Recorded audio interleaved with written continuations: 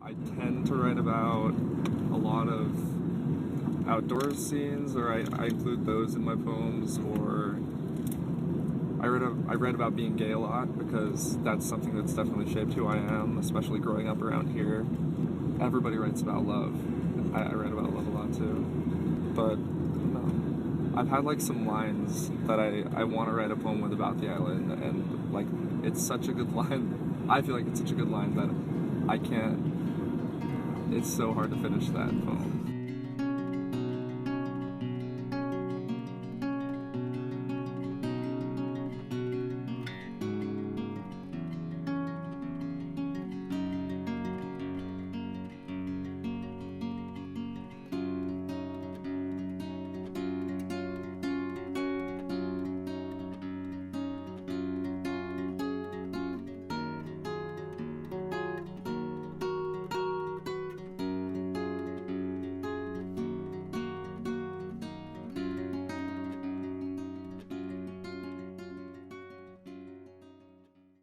Wasatch Savages.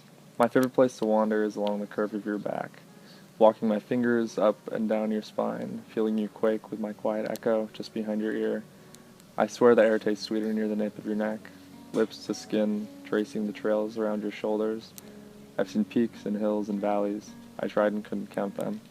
But as sure as the moon greets the sky smiling, you are my favorite set of mountains.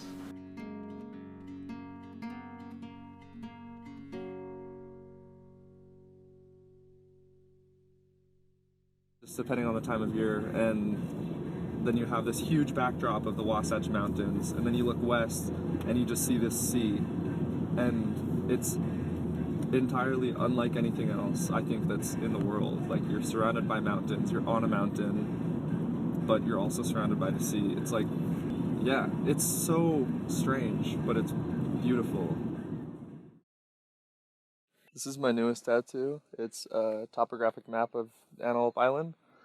I got it just because this place is really important to me. I've been coming out here since I was a kid, and I got the topographic map rather than just like a regular map because I usually end up hiking when I'm out here, and the I've gotten to know these ridges pretty well.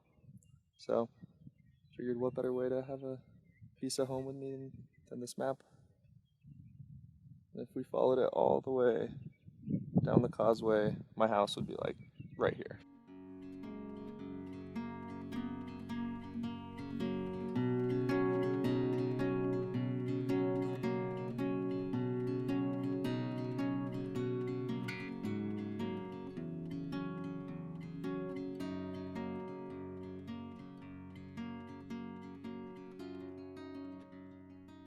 City poem after Terrence Hayes. In Salt Lake City from a mountaintop, one can see angels blowing air and a building trying to pop the sagging sky.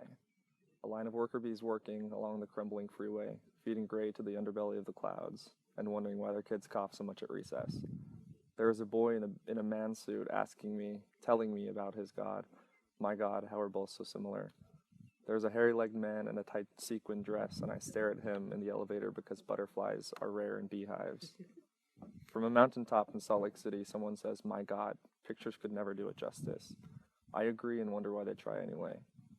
My God, I am so fucking pretentious. I try to take a picture too. I stand on granite shoulders and the mountain mourns its body parts stacked in the valley below. The bad kids with glitter on their eyelids skipping and stumbling home from the club. Last call for any butterflies who didn't find a honey. For any boy in a big man suit who Googles tying ties and tries praying out the honey. Seeing glitter when his eyes are shut or in the back of his throat when he's cleaning his tongue. When the bees hatch, the city buzzes with babies in chevron bibs that cough on the sacred mall's escalators. I watch with hazy lenses from a mountaintop, drinking nectar with friends. This is how I think of Salt Lake City. Someone craving nectar after being raised to regurgitate honey.